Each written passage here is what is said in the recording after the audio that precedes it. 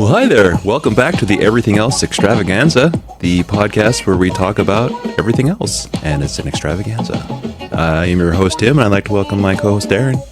Hello, Tim. Hi, Darren. How are you doing today? I'm doing great. Good. Hope you've all have had another good week. I've already messed this up twice, so we're just going to keep rolling with this one. So Keep going. This is how it is. That's part of the charm of this podcast is we don't have high production values, so and we have no budget either. So, but yeah. So anyway, again, this is the Everything Else Extravaganza, and I hope you've all had a good week. Today we're going to kind of introduce a new topic, which I feel will be kind of a running series of topics. It's basically this was your idea, and I thought it was a fantastic idea. Was the movies we really wanted to like but didn't, or movies that we didn't like and we tried giving them another shot and we still didn't like them. Yes, and or / what movies were you most disappointed in? There you go. Yeah, there you go. I knew I was missing part of it. So yes, what movies were you most disappointed in / what movies have you tried to like over and over again, but you just for some reason cannot like that movie. You wanted to like that movie, but you just for some reason you just don't like that movie. Right. You just, no matter how many times you watch it or how much time goes by in between viewings, your thoughts on it have not changed. I know for me, I'll start with one that my brother and I were looking forward to from the first time we saw the trailer. I can't give exact specifics on the date, but I remember seeing the first trailer. We waited, and every trailer we saw, we were just like, oh my God, this is going to be the best movie in the world. And so he actually ended up buying tickets on opening day, first showing, and the theater was packed, and that movie was The Watchmen. Oh, I can see why. I mean, yeah. Exciting. Yeah. They hyped build the hell up out of that movie. and what a comic or whatever it is, whatever Yeah, it was like a illustration graphic novel. There you go. Yes, graphic novel. Thank you. But I mean, what material? Source material, right? Yeah. So. And I think I do remember specifically leaving the theater just going, "What the hell was that?" Of course, it was a Zack Snyder directed movie, right? For me personally, big budget. Oh budget. yeah. Zack Snyder has fooled me more than 3 times, and I've seen almost all of his. Like I saw 300 in the theater with my sister because she wanted to see the beefy men running around in loincloths, and so correct. I'll be the good brother and I'll take her to see 300. And sure, heard about it for just months about how gorgeous these men were. And again, yeah, they look pretty good. Okay, I won't lie. But I think a lot of it was CGI. But. Oh, absolutely, yeah. But one thing I will give Snyder is he's definitely visual. He's a great visual director. Yes. As far as making the story coherent or make any sense or timing. Yes. He has no idea how to do that. Yes. And so, but then, yeah, I'm like, okay, well, I saw 300. I didn't see Sucker Punch. I don't know if that came out before or after. I don't know his timeline on movies, but no, my brother just had to see Watchmen. And I was there with him. I'm like, okay, yeah. I personally, for me, I could have waited a little bit to see it, but he wanted to see it day one, and we did. But no, and I think even him after, and he's younger than I am, and he was just like, I don't think he's the harsh critic that I am, but he was kind of like, okay, yeah, that wasn't what I thought it was going to be. But yeah, well, and I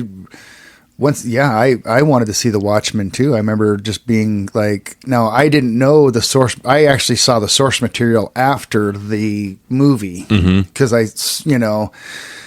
so I went into it not knowing anything. I didn't know what I had heard about kind of what it was. I'd heard the premise, but I didn't know. I never read it or heard anything about it. And so But yeah, and yeah, definitely a movie I watched the first time and went, I thought I liked it. Mm-hmm. You definitely like, oh, I think I like this. Right. Like you said, visually, because it's just so visually just wild. Same with 300. It's just so visually something you'd never seen before. Yeah. Visually. No, it's fantastic visually. But the story, when you really start watching it a couple, 2-3 times, you're like, what? Yeah. This is ridiculous. Which is funny because I was with you. I had no idea of the source material. I ended up buying the graphic novel many years later and found new enjoyment in it. I know there's a couple on here that we'll discuss, but I have only seen this movie that one time. I never devoted any more of my time to ever being like, well, maybe Watchmen will be good. When I did have the Netflix mail-in DVD thing where you well, we this was the very first we actually got it like on demand. We could order movies. We when this was before like I don't know, it was like that one movie channel. Remember they had like the preview, like the movie channel where you could buy. This was like a weird sort of like 5 minutes in American cable time where you could buy. Maybe it must have been Dish or something. It was like because it was like pay-per-view movies. Yeah, it was movies like at home, like you say. Yeah, it was like streaming, but it wasn't stream. You just bought the movies, each one you wanted to watch. Through cable. Yeah, it was through cable and stuff. It was It's hard to even remember. I know, right? It's not like it was that long ago either. No, it went through the theaters, then it went kind of straight to that, and then it went to DVD. Right. So that was first before the DVD, the cable, whatever. So we bought it right when it got out, out of the theaters. So like I said, so we bought it, watched it, thought I liked it, and then a few years later, I got the DVD I think I saw it on or another. Whenever streaming, years and years later, I'm like, yeah, let's watch this again, on like Amazon or something. So it's not one of my, and I think I was over at another guy's house one time and I watched it over there too or something. He had it on and it's just like, yeah, this is stupid. It's not. So yeah, so for me, famously, I was the same way. I saw this trailer and I was so excited. But then I missed it in the theater and I thought, okay, I'll catch it on as soon as it comes out on DVD. And the trailer just caught me and I was so excited. And the cast was just unbelievable. Just this dynamite cast of this, and this, and this, and this, and this. Oh my gosh, this is just, this is going to be like Snatch or something like that, like the greatest. This is going to beat out Citizen Kane. Yeah, this is going to be just it's going to be like and I think I know what you're talking about. So of course, I famously bought it the second. I thought I was going to like it so much that I bought it. I didn't even without seeing it. No, I'm there. I've done that before. I bought the movie going, I am going to love it. Why even bother? Exactly. No, why? I've done that myself many times. So why just cut out the middleman and just buy the sucker before? Because you're going to buy this movie. It's going to be so good. Like you're saving yourself $5 on renting it. Just go ahead and buy it. Just buy it. You're just going to waste that $5, come back and buy the thing 2 weeks. Right. Yeah. So of course that movie famously was Smoking Aces. Yep. With Piven and everybody else under the sun. Oh yeah. Affleck. Isn't Ryan Reynolds in it too? Yep, Ryan Reynolds and Andy Garcia. I mean, it's just the cast is just outrageous. I mean, and there's a lot of like famous like musicians, like rappers, and it's like, I mean, even Chris Pines. That was one of Chris Pines' first movies. Okay, so so I got that sucker home, watched it, and I was like, what did I just buy? Yeah. And I'm sorry if you like that movie. Whoever out there in the land, I'm sorry if you like that movie, but I started laughing halfway through that movie. I was like, this is a joke, right? This is a parody. Yeah. This is put Naked Gun on this movie. Right. Yeah, they didn't mean to do this on purpose, did they? Right. This is supposed to be funny, right? They just forgot to put the jokes in it. Yeah. Leslie Nielsen's in this thing, right? Right. Yeah, he's going to pop up somewhere. He's going to come up here somewhere. Or at least Charlie Sheen better show up or somebody. Give me Emilio at this point. I don't even care. No, that was another one. My brother and I he had to see it. We didn't see it on opening day, but he was going to school in Ellensburg, and I had met him in Moses Lake, and I was like, hey, you want to see a movie? He's like, yeah, let's go see Smoking Aces. And I'm like, okay. The first sign that I was in some trouble, for lack of a better word, is we were the only ones in the theater when we got our tickets, and nobody else was in there. And the movie started, no one showed up, and I was like, "Uh-oh, this is not a good sign." And yeah, so I was with you. I was just like, "What the fuck did we just watch?" Now, fast forward to when it was available on DVD, having only saw it that one time. And I loved buying used DVDs at the local video stores. I mean, Me I'll too. spend $3 on a used DVD. I still go to Totally. pawn shops. It's worth it. 99 cents, you got it. Saw Smoking Aces there. Buy two, get one free. Like, okay, maybe that was just a fever dream. Maybe I just wasn't in my right mind. Or Right. maybe, who knows? And so I purchased it, brought it home. I won't lie. I was a little excited. Okay, maybe I just didn't understand it the first time. Put it in, and like I was about 45 minutes in, and I was just like, nope, everything I remember was exactly what happened. It was, and here's how dumb I am. Is I've actually watched it another time after that, thinking, Try maybe try it, please. Somehow get better, please. Is third time the charm on this movie? And no, I will say no. It's not third time wasn't the charm. I think that was the last attempt, and I still own it. I haven't. I've learned long ago that if I own a DVD, I want to keep that thing till I die. Right. You know. Right. I don't know how many times I've like, oh, I'm not going to watch this again, and I end up buying it again. So Yeah. now, if I bought you once, then I want to keep you, no matter how bad you are. Yes. Oh, for sure. But yeah. no, Smoking Aces is definitely because like, I can't explain to you how much I wanted to like that movie. Oh, but, me too. So then after that, I and of course I am as of you, huge fan of 80s action series, and we will actually have an announcement on that coming up here in the future. So be prepared for an announcement on that. But so I was very excited to see this other movie come out. It was 80s remake action movie. We were very excited. Couldn't wait to actually see this movie. And I was same thing. I was going to go see it in the theater, but missed out, whatever, and heard it wasn't maybe as good, so did kind of wait. And this was, of course, later on when you could wait to go to Amazon or something like that, or Netflix, whatever. So, and that movie, of course, famously is The A-Team. So I, like an ass, went and bought it because this is going to be amazing. I love The A-Team, like, as do you. And just like, okay, they're making an A-Team, like, yeah, you can't go wrong. This is going to be awesome. And the cast looked solid. Yeah. I mean, yeah. Liam Neeson as Hannibal, Bradley Cooper as Face Man, Yep. Rampage Jackson as Mr. T. I can't remember who the guy played Murdoch. Yeah, it's like, I know his last name Sherpley because he was in District 9. Okay. Yeah. He did a good job as He Murdoch. did. No, he did. So all the actors were pretty solid. Everybody played it pretty good. The story. So once again, bought it, got rid of it, watched it again about 2 weeks ago, just because it's out there. Let's give it one more time. Let's try.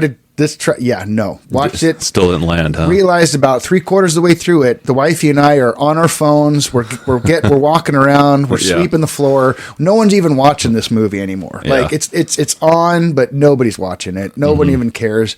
She looks at me. She goes, I don't know what the hell Turn the it plot off. is. I don't know what the hell's going on. Yeah. Like. It's like, yeah, it missed something big time. Like it missed the story, whatever. I don't know. It was great cast. I thought they're for who they had available to play those characters. I thought it was pretty well cast and everything. But as far as the story or something, but then I think I just found out that I think it's directed by the same guy that did Smoking Aces. I think so, yeah. So once I found that out, I think I found that out while I watched it. Yeah. I was like, okay, well, you get a F well, for wait that. a minute. Yeah. Do I see a connection here? Right. No, I can see that. I mean, for me personally, we saw it in the theater, loved it. But I loved A-Team. I mean, I totally understand where you're coming from. I don't want to try to change your opinion on the A-Team, or I'm not trying to preach my point of the A-Team, but I think because A-Team for me was my show as a kid. I loved it, and so I was stoked. Yeah. I saw it and I enjoyed it. I mean, is it a perfect movie? Hell no. Is there a lot of glaring open plot holes? Of course there is. Is the action? The action's good. Okay, I'll give the action. The action's good. Some of the acting is kind of cheesy. I could have done without Jessica Biel in that. But I gave that one a slide on my opinion, and I did buy it. But now, having said that, while I've owned it, I've watched it probably 3 times, and I'm noticing my like of it kind of diminishes every time I see it, just because I'm starting to see It's got some really cool parts. The beginning when Hannibal's captured, that's a great opening scene. It looks like it's going to be a great movie. Yeah. It's just like, oh man, this thing had so much potential, Right. and then it kind of fell. Like I said, about halfway through the movie, I lost interest or Yeah. whatever. I don't know, but I mean, the Murdoch character was. I think if he hadn't hit that nail on the head, because I could totally buy him as Murdoch. I loved Murdoch on the show. Murdoch was my favorite. Well, and honestly, they shouldn't have done a movie. Let's do another. If you're gonna do. Let's do another series, man. Yeah. Let's do it. But change the series up where they're maybe not running from the whatever. They're just Right. they're just Yeah, they're just whatever doing whatever they. No, I agree. That would have been a great modern do like series. a modern series on that. That would have been so much because that's what you need with that. You need the stories. You don't just need 1 2-hour long story. Right. It's so I don't know. But no, it's not as bad as Smoking Aces. I'll give you that. Yeah, no, I mean, no, like I said, there's a lot of parts of the A-Team I like, but I keep trying to want. I just keep trying to want. I don't hate it or anything. I keep trying to want to like it because I want to like it. I want to love that movie, but but on the flip side of that, there has been movies where I have watched them the first time and gone, this is stupid. Like, this is dumb. And then I've been like, after many, many viewings, I've like, you know what? I actually kind of like this movie now. It's kind of growing on me. I kind of get it now after like watching it. And then I try it again and then I try it again. I'm like, yeah, wasn't that okay? Actually I kind of like it, and that one for me, the first one was Yellowbeard. So that's kind of a. I don't think I've ever seen that movie. So Yellowbeard is sort of a half Monty Python, half Young Frankenstein. If you smash Young Frankenstein and Monty Python together, you'd have Yellowbeard. So that's why I thought it was going to be such an amazing movie. Yeah. I think my thing with that is I thought it was going to be so amazing because I'm like, are you kidding me? Like Young Frankenstein, smash it up with, Monty Python. Like, yeah, this has got to be the greatest movie ever. Like, are you kidding me right now? They're going to have to open up a bank for all that money they're going to make on that movie. Plus Cheech and Chong are in it. Oh, okay.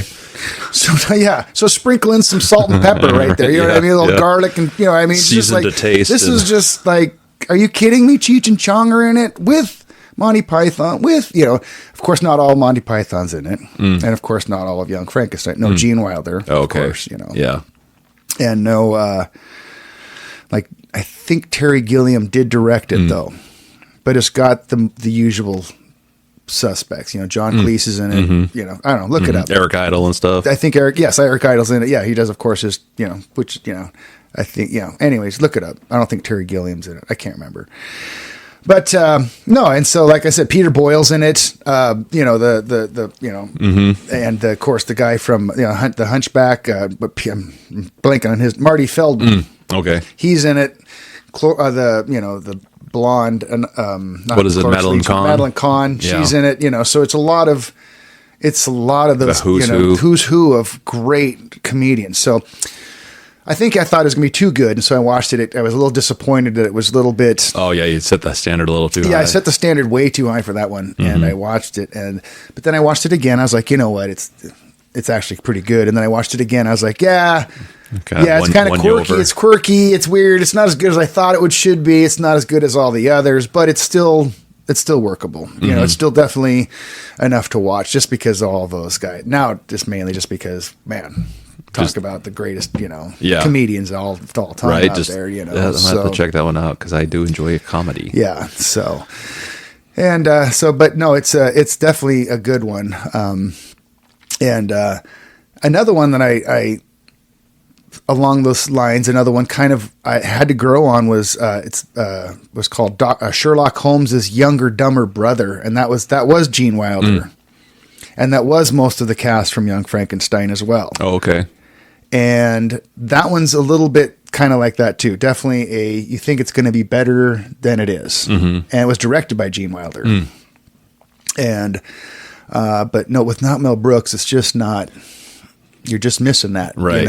it's just like kind of, it's like with, it's like a soup without the onions or something, it's just not, It's like it's good, but it's not great. it's just not great. And so it took me a couple viewings cause I thought it was going to be, up there with, the great, and it's just, it's okay. It's okay. That's why, of course, you've never heard of it. Right. Yeah, it's like I never heard of it. That's why you've never heard of either one of these movies. And those are deep dive movies. Right. So, but like I said, those are, and that's why I guess, because going into these things, we sometimes, like we just watched 2001: A Space Travesty with Leslie Nielsen. I just watched 2001: A Space Travesty with Leslie Nielsen. I just watched that the other night. Okay. Never seen it before, but I thought, this is one of Leslie Nielsen movies that I have not seen. And I think that's one of his later ones too. It was like, 2002 or something. And yeah, I mean, but here's the thing. I knew going into it, this probably isn't going to be very good. Never heard of it. Never heard anybody say it. You got to see it. Right. It's one of his later movies. Naked Gun was long gone at this point. No, he leaned into that whole, and so it just, horrible movie. Yeah. It's really bad. And I kind of feel sorry for him. Yeah. Because he did, the Naked Gun, and then he did some other ones that were pretty Airplane. good. Yeah, that's right, Airplane. Did the Airplanes, Police Squad, all the Naked Guns. And then instead of becoming the serious guy who does comedy, he's the goofy spoof guy who just does goofy spoofs. Now, he did like Wrongfully Accused, which was okay. That wasn't too bad. I actually liked Wrongfully Accused. I remember it, but I could not recall anything of it. Right. Because being a huge Leslie Nielsen Naked Gun Airplane fan, yes, I saw them all once. Right. What was it? Not the Dracula Dead and Loving It, but he did another Exorcist type one. Yes. I forget. Repossessed. Right. Repossessed. Yeah. Right. Correct. Yeah. Where the only thing I remember from that one was when he was talking in the class and that busty blonde or whatever sitting up front, and she's got the low cut top, and he's like, "Excuse me, ma'am, can you pull your dress down?" And she's like, "Sure," and boom, pulls out her tits. I'm like, okay, that's not too bad. And the rest of the movie was just kind of like, okay, we can stop after that. Right. Yeah. Well, no, and speaking of that, the Dead and Loving It, I think that's another one that isn't that Mel Brooks too. That is Mel Brooks too, and that's unfortunate because I think that was one of his last movies. And it bad. It's real bad. Yeah. But I knew going into that one, I wasn't like disappointed with that movie because I was like, I don't think this is going to be good going into it. Right. So you had the expectation was very low. And it's just like, I knew it was going to be low. And I think that's the biggest thing is going into these movies, you think they're going to be so good. And then, so let's get down to, of course, the nitty gritty, the heart of this podcast, which is, of course, our sort of comedian heroes that in our lives would have to be the trio of John Candy, Dan Aykroyd, and Chevy Chase. Yeah. So, well, of course, throw Bill Murray in there but he's not in this movie. Thank God. But of course, we're talking about Nothing But Trouble. Yeah, Nothing But Trouble. Yeah. Wow. I know. I saw this when it came out because, like you said, Chevy Chase, score, Dan Aykroyd. There you go. John Candy. Are you kidding me? Like young Demi Moore. Okay, you got yourself a... Wow. This is a cast. Yeah, Dan Aykroyd is directing it? Yeah. Okay, how can we go wrong? This is going to go out of the park. And I remember just having, like, what the hell did I just watch? And then I know. So that was 91, I think, when that movie came out. Yeah, I remember watching it on HBO, like, in my dad's basement, going, waiting, like, oh, this is going to be so good. I cannot, because it just came out on HBO, and I was just like, oh, this is going to be so good, man. I cannot wait to watch this movie. And I remember... Yes, but I was very young, when Yeah. So I wasn't as disappointed because I I know I did, but I remember not liking it. Yeah. Yeah, I wouldn't say I was disappointed when I saw it. I just did, like you said, I just did not like. I wanted to like it, but I just could not do it.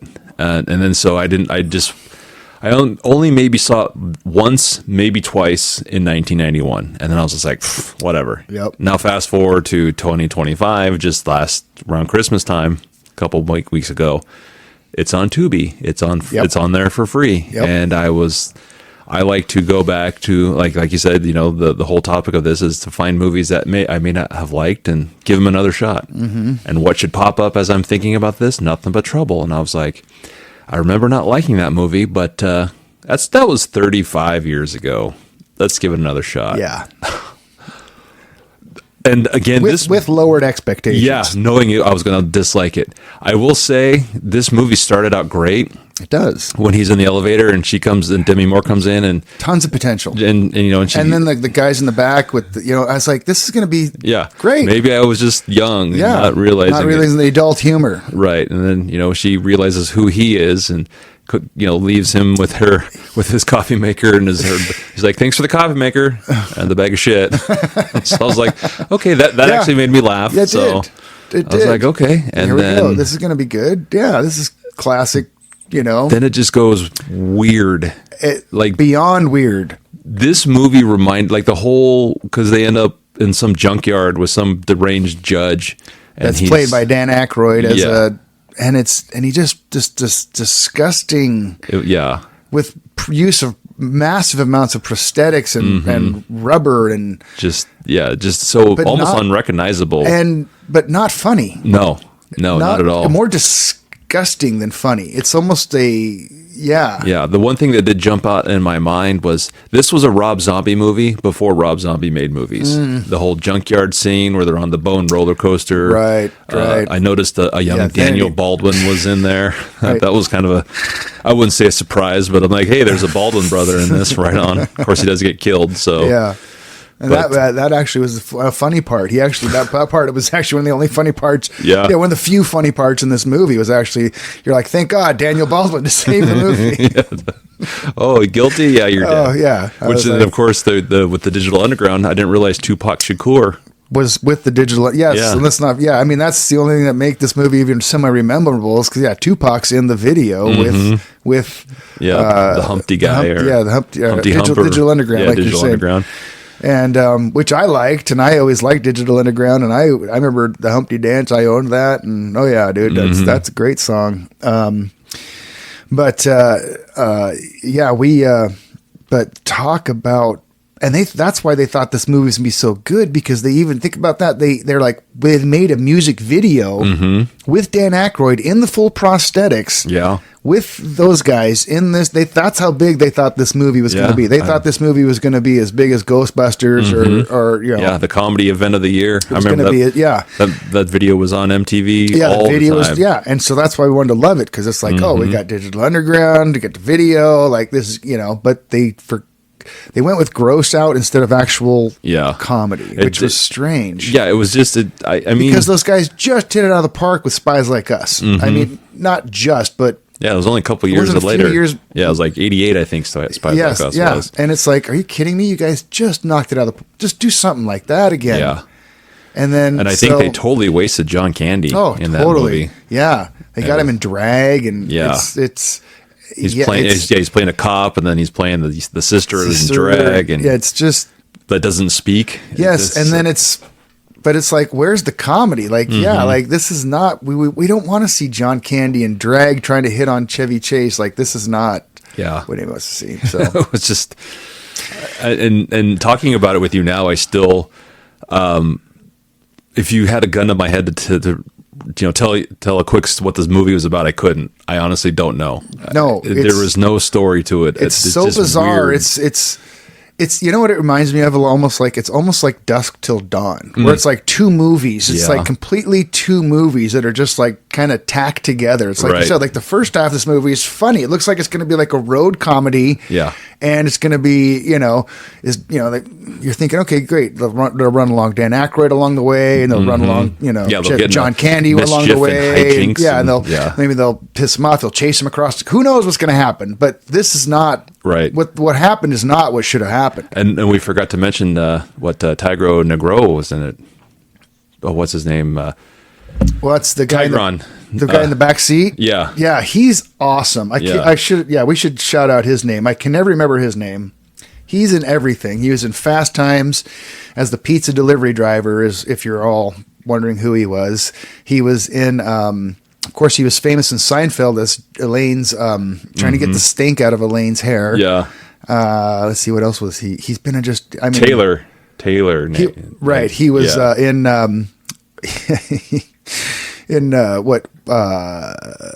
Better Off Dead? Not Better Off Dead. Yeah. What- Yeah, he was in Better Off yeah, Dead. And He one was- crazy summer, Yeah. right? Which was he in Better Off Dead? He was the mailman. the mailman. That's He's right. all listening to the That's right, his headphones. And Yeah, and then he's like, yeah. hey, here's your book on how to pick up trashy How to women. pick up trashy women. That's right. What's Better a Off little Dead. boy with Yeah. like you doing with a grown-up smut like this? Hey, Lane, I know we don't know each other. So but, he also was in a movie with Rodney Dangerfield, where Rodney Dangerfield is called. I can't remember. It's one of his first movies after Caddyshack. Mm. It's also got Joe Pesci in it as his best friend. Oh, wow. Yeah, and Joe Pesci plays. It's a comedy, Mm-hmm. and Joe Pesci plays this one of the first. He doesn't play like a gangster, and he doesn't tough guy nothing. He just plays like a plumber. You know what Yeah. I mean? He's just his buddy. They're smoking pot and drinking beer and doing this stuff the whole time. But anyways, that guy marries Rodney's daughter, which is of course the girl from Fast Times and from. I'm sorry, I'm blanking on her name. The maid, not Phoebe Cates, but the other one, Jennifer Jason Leigh? Jason Leigh. She's his daughter, Oh, okay. Rodney's daughter, and of course he's marrying Rodney's daughter, and it's kind of a funny, weird movie. Uh-huh. So, anyways, 80s movie, but yeah, Yeah, so, no, I think with him, they could just the whole thing. And those two weird baby. yes, But what the hell was that? Yeah, that's it. I don't- Anyways, if you watch that movie, please, I don't know, just watch it and then Yeah, just forget about it. disinfect your eyes. As a matter of fact, just don't even watch it. If you ever see it Yeah. pop up, just put a big thumbs down. Just on that just movie. watch till like the first half and then be like, yeah, this is crazy. It's dumb. I saw it. Click. Yeah. Because you don't need to watch the end. I don't think it ever really matters. It's No, just- I mean it's stupid. I Yeah. mean it is. I don't usually say that about some movie endings being stupid, but this Yeah. one was stupid. Where like they blow up the junkyard and Chevy Chase is at home, and then apparently he had ended up marrying John Candy, the girl John Candy, and Yeah. Dan Aykroyd looks to the camera, is like, "Oh, we have a son-in-law we're going to go see," and Chevy Chase does the big old Wile E. Coyote through the wall. This is the old, I mean, it's just they may even do the Looney Tunes little dun dun dun. I Yeah, don't know, but I was just like, "What?" it's no. Yeah, so nothing but definitely. Wow. So, but so let us know what movies you've been disappointed in. Let us know what you've sort of thought of, like, hey, I really want to, or movies you've wanted to love, but you just can't for some reason. You just can't quite get into that movie. You just can't figure out why. Something's just not right about it. It's just off a little bit, but you Yeah. just, so. And this will be a continuing series because there's plenty more that I can think of that fall into this category, and I'm pretty sure so we'll definitely have to revisit this. Yeah, Yes. So this is just kind of an introductory, but like Darren says, why don't you shoot us an email and tell us what you thought was great, but turned out being a steamy pile of shit. And of course, that email address is arnoldorstallone@gmail.com. And of course, we are on the internet too at the arnoldorstallonepodcast.com. And yeah, so I think that was a good little one there. We'll go ahead and call it good on this one. Anything you'd like to add there, Darren? No, let's thank you for our listeners, and please let us know how you feel about the podcast, and we appreciate everybody listening. Yeah, until next week, we'll see you then.